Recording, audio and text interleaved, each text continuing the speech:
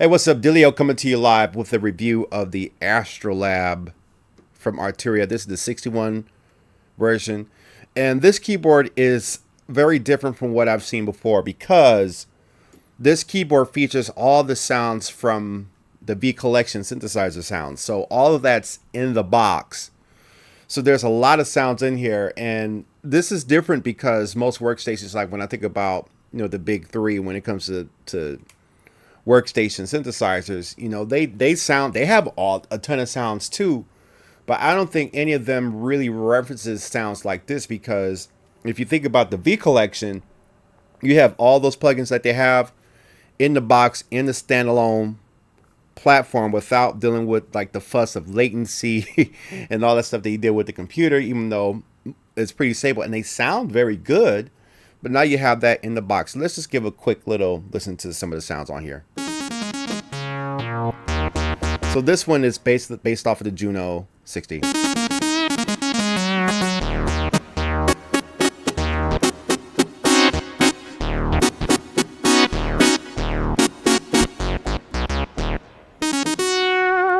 And so let's just look at the feel. Look at the feel is good. The wood finish is really nice. I was always been a fan of wood finish end caps on a keyboard. Now, if I had an issue, it would be this display like you have a, and I can see how that kind of helps it look clean right here, but all your really nuanced and detailed information is in just this screen right here. But you do have a jog wheel that you can use to change presets.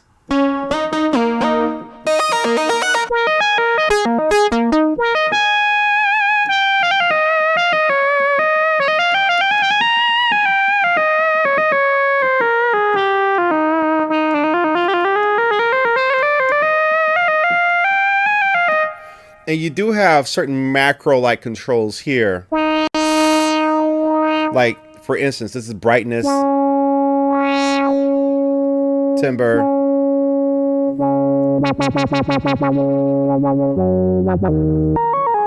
and you also have the effects controls right here for FXA, FXB, delay and reverb. And if I want to kill that reverb, I should be able to kill that there, but I'm still hearing the presets because I'm still getting to know this keyboard. And so, the look and the feel, like if you want to know about the key bed is actually very, very, very good. I don't get a cheap feeling key bed with this. This key bed does feel like a premium key bed. So I really do enjoy that. And then it took me a second to kind of learn how to navigate this menu, but as you use the wheel, you can jog to different sounds and stuff like that. And I'll show you maybe a close-up of that in a second. But as far as it's like you got different sound categories that feature the entire library, it ties into your computer to pull sounds and presets from all those instruments that you have in the V Collection. Really dope. A lot of sounds. I think for me, sometimes if I were to navigate between a sound, it takes a little moment before I hear something, right? Oh, well, no, let's try that again because I had it turned down. Let's be fair.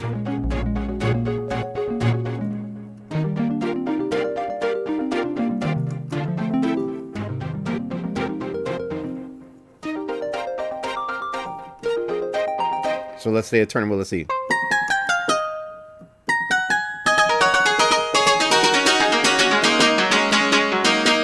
It's got that FM. Turn the wheel again.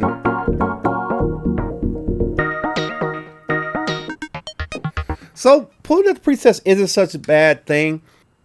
With so many presets, it's like, how do I find exactly what I want?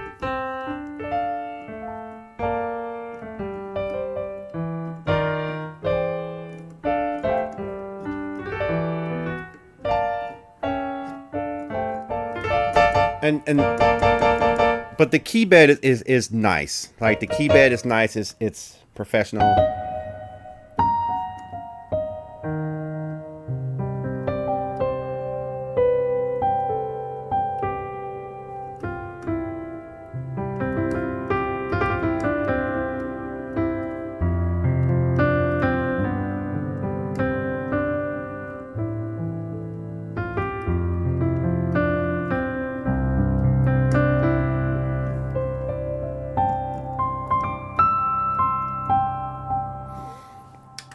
and you get all of those presets. You got macro controls, and I think it sort of wins me over with that. But the sound is there. If you want low end bass, all that's there. I think with it being kind of dependent on software, I like to kind of be able to see what I can do on screen.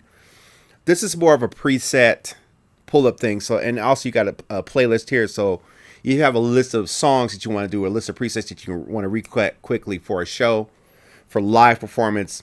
I think it can shine in that. Sound design, not so much. You probably have to tie it into your computer to access the actual instruments themselves and to really get into the knobs. I'm quite sure you can access some of those settings here, but you know, you do trade off the amount of visual feedback you can get from there. So let's show you how we can pull up an instrument on this keyboard. Okay, so I've zoomed into the keyboard to kind of better show off the jog wheel. I know it's not really filling up the entire screen. So just please work with me on that. All right, so you know, you got different things right here. So if you want to type an instrument, so like say if I select that and I want like a bass sound.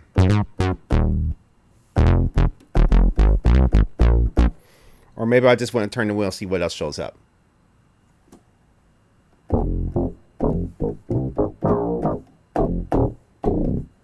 Just go for. Or if I want to select like a piano or keys or lead, like say if I want to, maybe let's just go with some brass and winds. And you're seeing an image of like the OP synthesizer that's inside of one of the engines that's on this keyboard.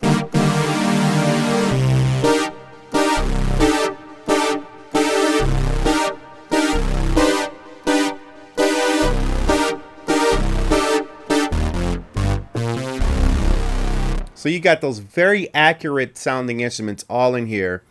You get two different parts there, so you can kind of do a split between two instruments and then make changes with the software. So if I go back again, like say I want to select instruments, all the instruments that is inside of here or inside the V collection here, so like say the mini, a bass you use, of course.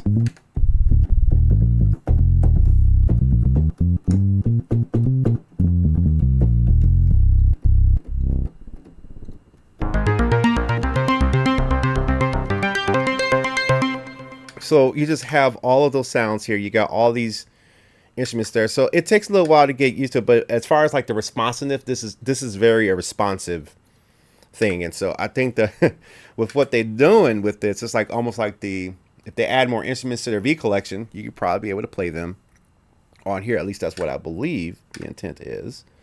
And again, you can select your different sounds. But before we wrap up this video, I want to show you the vocoder. All right, so one of the most interesting things that I've noticed about this keyboard is its vocoder, because this actually has two XLR ends. So as you can see, I have a microphone here, and we're going to just kind of sort of hear what the vocoder sounds like. So to navigate to that, I want to hit home, right? And then I want to select instruments, and then I want to navigate to vocoder as all the instruments, you know. Go to vocoder. All right. So there's a lot of timbre.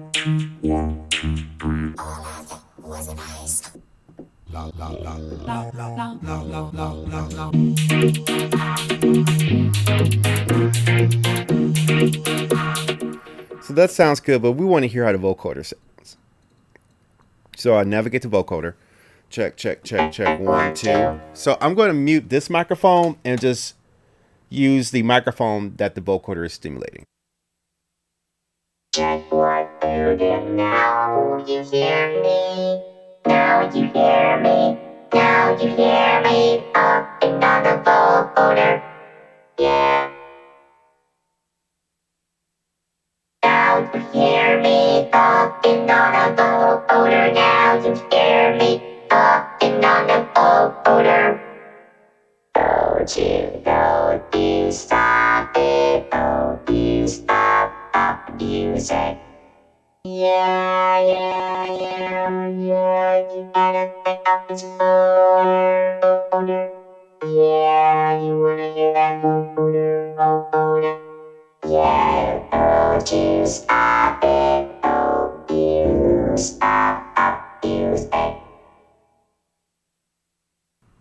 So overall, it's a very versatile keyboard. The vocoder is cool. I think it needs some tweaking to really get it where I want it to go. But in concept, it works. I always liked physical vocoders versus trying to play them in software, because you got to either have a recorded track to stimulate the vocoder when it comes to the words, or you got to use samples to trigger it. But to be able to play a vocoder in real time is pretty cool. I think the vocoder is good.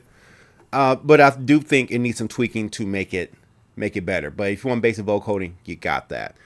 Overall, this keyboard definitely has a premium feel. It's definitely not. It doesn't feel like it's cheaply made. It definitely presents well. I do wish for. I think we're in a world where we like bigger screens, but I could see how having a smaller screen that also provides as a control and jog wheel gives you a much more cleaner look. But I always like more visual feedback when I'm dealing with synthesizers, so I could see what's going on. But that's just my personal preference. Otherwise, I think it could be a good gigging keyboard, because it's not I think probably one of the number one things that a keyboard needs to be for gigging is, one, very good feel to touch when you play it, and two, also an ability to really just jump on those presets as fast as you possible. And as you can see, now there is a little bit of a load time though. So there is a little bit, but it's not too long. It's I hate to call the MPC out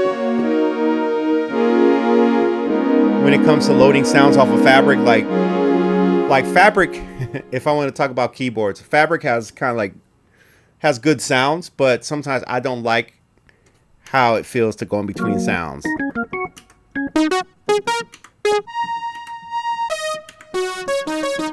And I'm just randomly going through the sounds. So there's a little bit of load time there, but the load time on like the Yamahas and the Rolands a little bit faster. There's that difference most people may not tell. I could tell, I can feel it, because with that engine you could just tap a sound and navigate to sounds like that. So I do wish it had that as far as the screen. If it wants to play in that field, I think there definitely should be more visual feedback, right? But otherwise, I think it's a really strong candidate for live gigging or for studio use. It sounds good. It's got the engines that sound good. So it'll be a lot of fun. Let me know what you think about this keyboard. I'm interested to hear what you think. If you like this keyboard and you want to get one yourself, you can use my Zounds link if you want to do that. Or use whatever the link you like. My intention is just to help bring awareness to this keyboard and help you learn more about it if you're considering it for a purchase, or you just want to learn about the keyboard. All right, I'm Delio. You're watching the Delio TTK YouTube channel.